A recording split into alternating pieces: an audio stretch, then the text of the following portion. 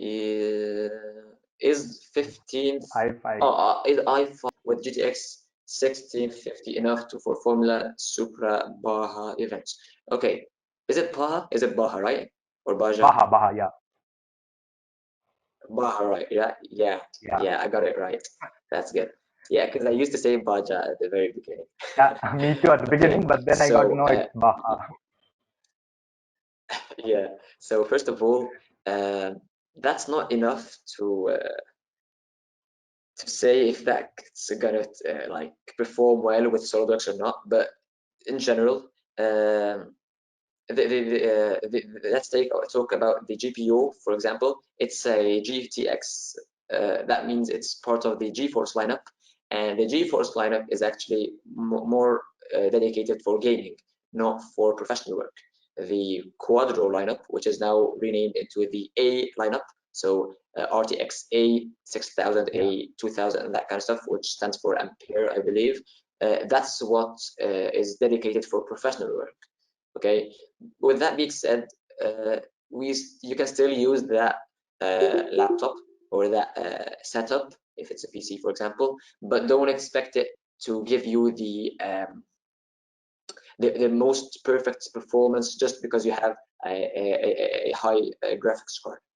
Okay, so the lowest Quadro GPU will probably going to like surpass it, skyrocket in terms of performance and quality when it's compared to a high-end gaming GPU. Okay, when it comes to processor, I mean, like i5 10th gen, that's still not enough. There are tons of other details that I need to see just to make my assumption. I believe it's going to be an H type processor, but which is good, but still there are many versions, so I have to know for sure. But in general, if you're just using SolidWorks for designing, so no rendering, no animation, no rendering, no simulation. Animation, not that big of a deal. If you're into just modeling and that kind of stuff, then you're probably you're gonna need a high core processor. Sorry, my bad. You're gonna need a high frequency processor. So yeah, high frequency.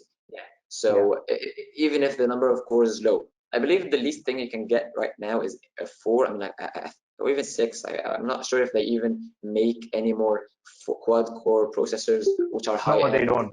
But yeah, right. But the number of cores doesn't really matter when you're working with parametric modeling in general, not just SolidWorks, because SolidWorks only uses one core, but it needs the high frequency of that core. Let's say if that processor is 3.9 gigahertz and it boosts to 4.5, for example, that means that in 1 second it can make all of these calculations deep down in the software, and that's what you need. But having multiple cores won't be useful unless you're into rendering or you're into simulation. So when it comes to simulation, a high core processor is what's going to be the best. When it comes to basic modeling and assemblies and that kind of stuff, what you really have to look at is the frequency of the processor. Yeah, that's good.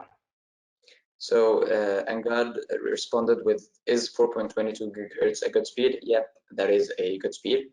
As I said, the higher the better. I mean, it's not always that case, but in general, the higher is the better.